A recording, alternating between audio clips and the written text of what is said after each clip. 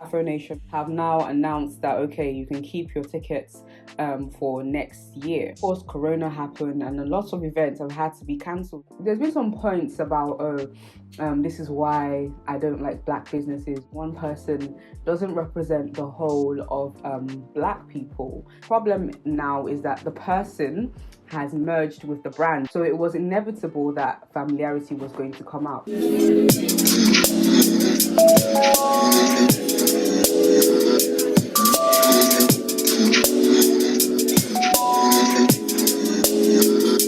Hi guys, welcome to Mochunkstv and welcome to another installment of Chit Chat with Mo, where we have controversial debates, honest conversation and so much more. My hands are dry. Get some Vaseline. Guys, it's been such an interesting day. I literally didn't want to film, but I was motivated to film, so here we are. You guys I've probably seen online already today. Afronation, after much anticipation for the announcement for the fate of those that have bought tickets for the Afronation Portugal that was meant to take place this year in the summer, have now announced that okay, you can keep your tickets for next year.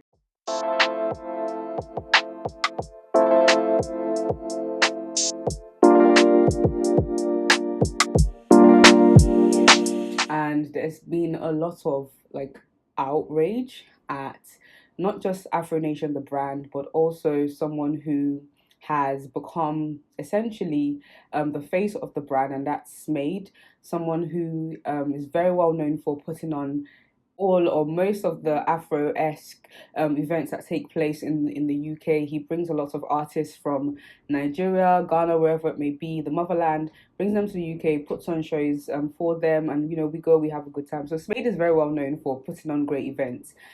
So when he became the face of Afronation, naturally people trusted it, and everyone went last year and it was apparently a vibe. Now, this year, of course, Corona happened and a lot of events have had to be cancelled, including the MTV live show. And it's put a lot of business owners and event planners in a predicament, because it's like, okay, right now I need to give money back. But what about the money we've already invested into this event? Like, you don't get that back until you get a return or the total return of everyone paying for tickets and coming to the event and spending money at the event and all that kind of great stuff. So a lot of event planners have done refunds and just cancelled the show. Some people, some festivals, including Wireless, have postponed till next year. But the main difference between Wireless and Afronation is they are offering refunds and Afronation is not. Now, they are defending themselves with the fact that they are using Portugal's laws, which allows them, or essentially they don't have to give refunds. They can just go ahead and let people's tickets be valid for the next year. Now, it's all really been interesting. I've been saving and reading up on some stuff. I'm not the best with laws and enforcements and stuff like that. There's been some screenshots of their terms and conditions. So the first one is one that speaks about if the event is rescheduled. So it basically says, if your event is rescheduled, you'll be entitled to attend a new date, or you'll be offered a refund for the full face value and any unused delivery. Basically, Afronation has come out and they said, okay, next year. And they also, some people considered quite cheekily, put out the lineup as well. Now, there's been some chill gurus who are very good in law and stuff, and I've said there's this thing called a charge back refund policy. So if you have a credit card, or depending on what bank you bank with, you can basically contact them and essentially get your money back, since that's if you're not available for the rescheduled date. Now, there's this discourse about or this has sparked a discourse about, number one, black businesses, and also over familiarity with Smade, and perhaps that causing a bit more extra outrage in this respect. So let's unpack the black businesses one first. There's been some points about this is why I don't like black businesses, or Africans are too money hungry. There's been a lot of outlandish statements being made as a result of what the group has done, or what they believe Smade himself as a individual has done. I guess the rebuttal is always one person doesn't represent the whole of black people. Whilst it might be true that, okay, Afronation may not have handled this particular situation in the best way possible. When we think of things like people ask innocent questions such as, are we getting a refund? And they get blocked. And there was even a tweet that Smade himself made that said, chat S get blocked. So when you see things like that online, it kind of begins to taint the brand a tiny bit. And I understand, like, I get it. Like, this season hasn't been the easiest. Corona hasn't made business easy for anybody. But I think at best, treating your customers like they are valued is the best thing that any business owner, not just Smade or Afronation as an entity, could have done to kind of keep their PR up, so much so that people would, the next dates that they announce, be so willing to buy. But that aside, I think it's also important to consider that Afronation is a very new business. They launched actually around the same time as the Ends Festival, which went really well last year.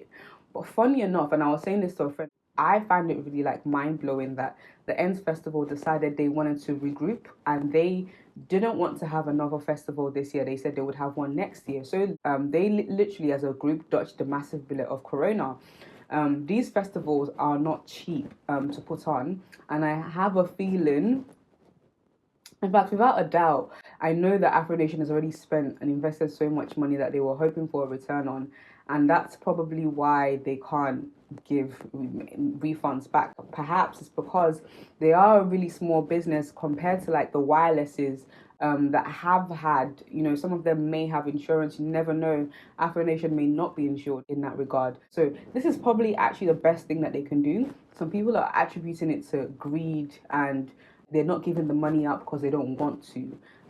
I'm pretty sure, like, if they had the capacity to do so, they would. Maybe it could have been a thing where they could have taken the L, gone into the minus, but you never know. So much so that, again, good PR is everything. So much so that the next time that they announce dates, literally people will be on it. Like, we've been cooped up for so long. People, I know, like, when I think of like NS 10v10. That is a radio show that has been developed by Jojo and somebody else. I can't remember their name right now, but they run Recess, and that's like a event platform. So imagine the PR that they've gotten from NS 10v10, so much so that when they jump back out into the normal world, everyone's going to jump at those tickets, and it's going to be like a massive rise in profit. So much so that anything that was lost in Corona season, you regain back so much more.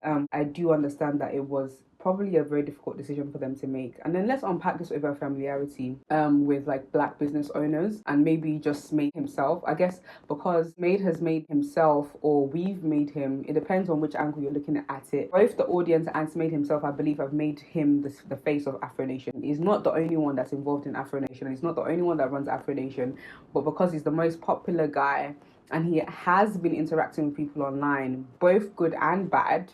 When he gave you guys a good time, you guys were tweeting back and forth and it was all lovely and dandy. In the same way, when this whole refund palaver started, you guys started insulting yourselves back and forth.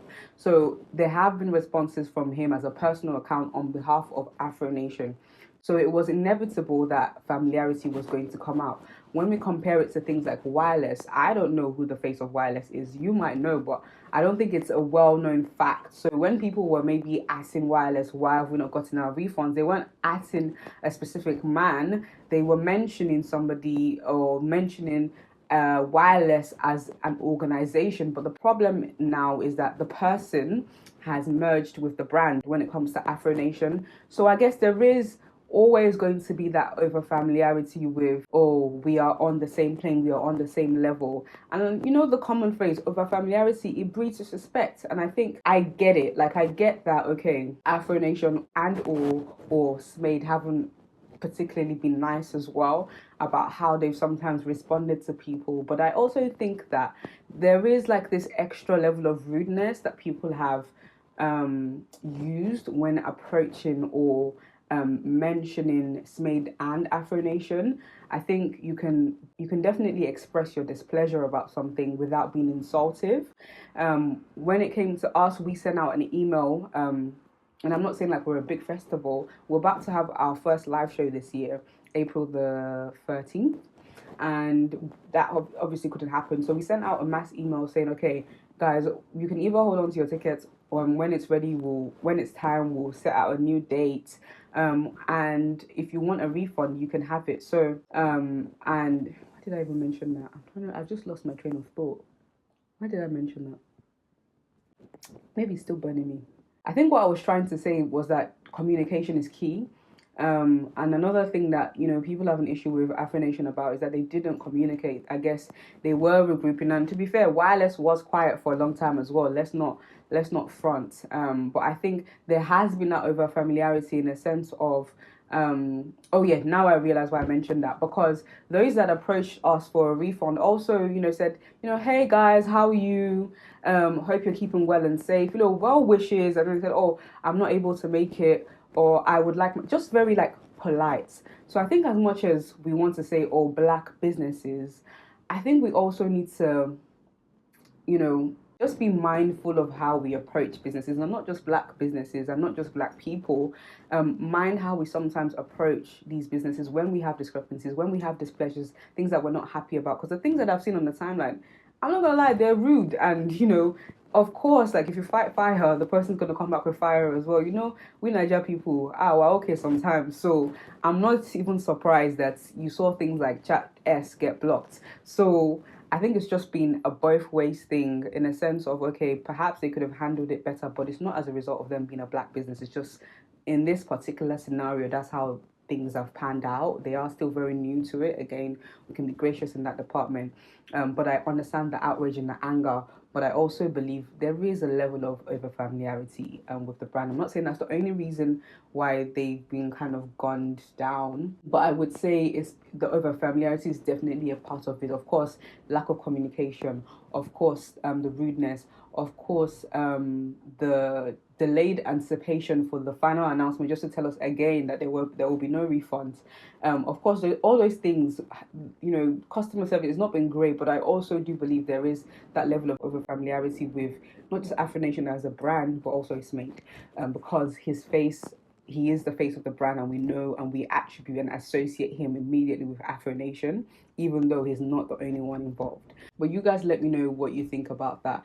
Is it that black businesses have a general issue with customer service? Is it that, okay, they could have handled this better, so much that they could have gotten better PR for their next event? Do you understand why they couldn't give refunds? Do you think that they should give refunds regardless? Do you feel like there is an over familiarity, not just with Afronation and with Smade, but also generally with black businesses and black owned brands as well? You guys let me know in the comment section down below. And that's all I really have for you guys. Make sure if you liked it, do share it with your friends, comment below on the things I spoke about, and also subscribe to this channel for more. Until next time, guys, peace and love, peace and chunks.